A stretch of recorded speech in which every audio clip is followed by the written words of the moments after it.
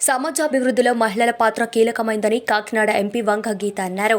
అంతర్జాతీయ మహిళా దినోత్సవం సందర్భంగా సామర్లకోట టీటీడీసీ కేంద్రంలో డీఆర్టీఏ ఆధ్వర్యంలో ప్రత్యేక కార్యక్రమం నిర్వహించారు. ఇందుకు ప్రత్యేక అతిథిగా హాజరైన ఎంపీ గీత మహిళలను ఉద్దేశించి మాట్లాడారు. మహిళలు అభివృద్ధి చెందితే కుటుంబాలు అభివృద్ధి చెందుతాయని, కుటుంబాల నుంచి గ్రామాలు, గ్రామాల నుంచి రాష్ట్రం, ఇలా మొత్తం దేశం అభివృద్ధి పదంలో పయనిస్తుందని పేర్కొన్నారు.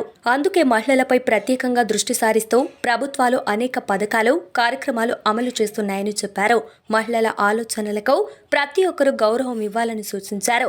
గతంతో పోల్చితే విద్య, ఉద్యోగం, స్వేచ్ఛ, సమానత్వ పరంగా ఎంతో మార్పు వచ్చిందని, ఇంకా సమాజంలో కొన్ని రుగ్మతలు ఉన్నాయని, వాటిని పారద్రోలాల్సిన అవసరం ఉందని ఆమె పేర్కొన్నారు.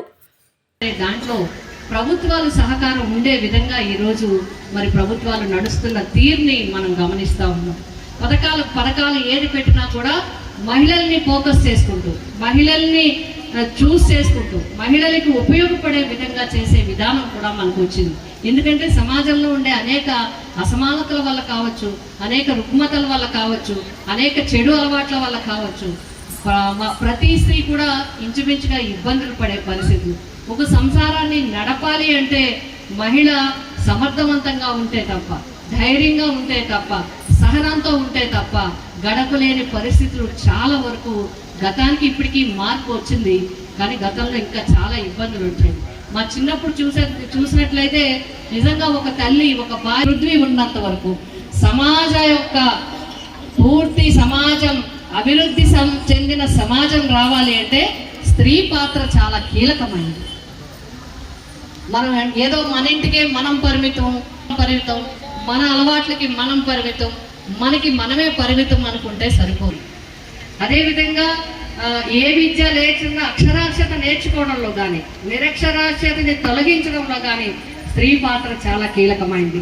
సమాజంలో మరి కుటుంబాల్ని నిలబెట్టడంలో కూడా స్త్రీ పాత్ర చాలా కీలకమైంది.